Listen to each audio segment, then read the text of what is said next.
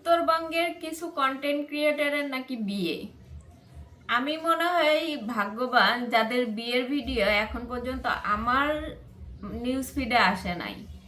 কিন্তু তাদের বিয়ে না আসলে কি হয়েছে, এটা নিয়ে সোশ্যাল মিডিয়াতে সবার পোস্টেই দেখি এরকম পোস্ট যে 15,000 রিলসের পরে নাকি বউয়ের মুখ দেখা গেছে।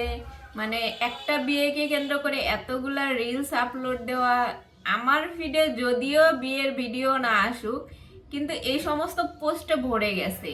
কিউরিয়াসিটি জাগলো একটু, যেহেতু আমাদের উত্তরবঙ্গের বিয়ে, একজনের বিয়ে, যেহেতু এতগুলা কন্টেন্ট ক্রিয়েটর নিয়ে বিয়েটা করতেছে, আমি সঠিক জানিও না তারা কারা।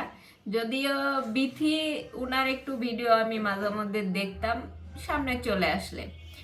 তো যাই হোক, এই যে এদের বিয়ে নিয়ে যত কাণ্ড হয়ে যাইতেছে বাবা, মানে এই নিউজ ফিডে ঢোকাই যাইতেছে না, তাদের ভিডিও পায় আসতেছে না, কিন্তু যারা তাদের নিয়ে কথা বলতেছে তাদের পোস্টের অভাব নেই।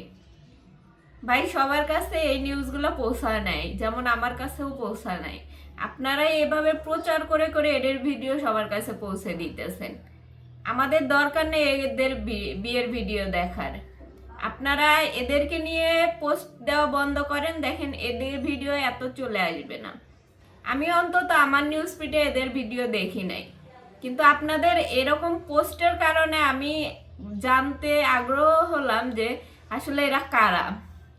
তারপরে গিয়ে দেখলাম এরা কন্টেন্ট ক্রিয়েটর, সবাই মিলে একটা বিয়ের উপলক্ষে এতগুলা রিলস ছেড়ে ফেলছে। তো আপনারা এই যে প্রমোশন করা বাদ দেন, দেখবেন এদের ভিডিও এত আসবে না সামনে।